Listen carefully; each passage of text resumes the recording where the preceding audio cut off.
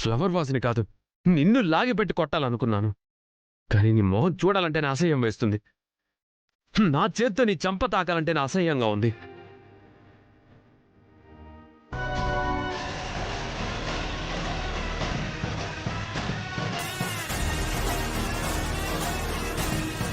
అక్కా,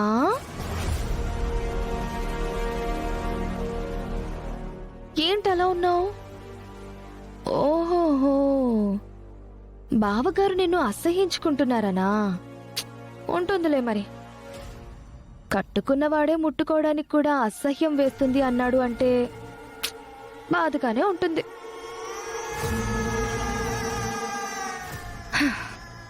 మరి ఇలాంటి పని ఎందుకు చేసావక్కా? ఎవరు చేశారే?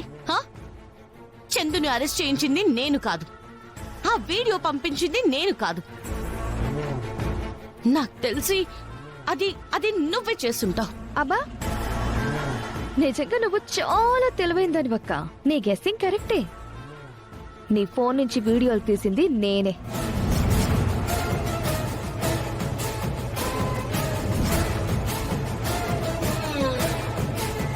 ఆ వీడియో పోలీసులకి పంపించింది నేనే. కంప్లైంట్ చేసి చందుని అరెస్ట్ చేయించింది నేనే. ఎంత పని చేసావా నువ్వు? నిన్ను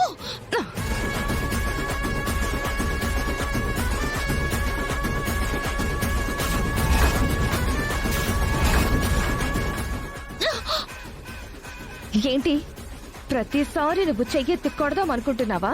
అసలు ఎందుకు చేసావే? ఎందుకు చేసావేంటి?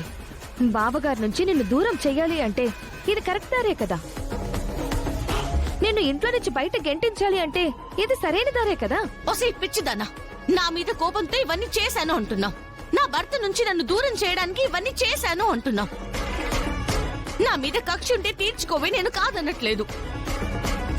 మధ్యలో అమాయకురాలైన ఔషన్ ఎందుకు బలి చేశావు? బిడ్డ లాంటి చందుని అలా ఎందుకు కొట్టించావు? చందు ఒంటి మీద లాఠీలు విరిగినందుకు నాకు బాధగానే ఉందక్కా.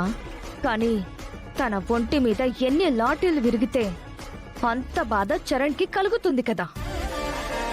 ఆయన ఎంత ఫీల్ అయితే దానికి కారణమైన నీ మీద అంత ద్వేషం కలుగుతుంది కదా.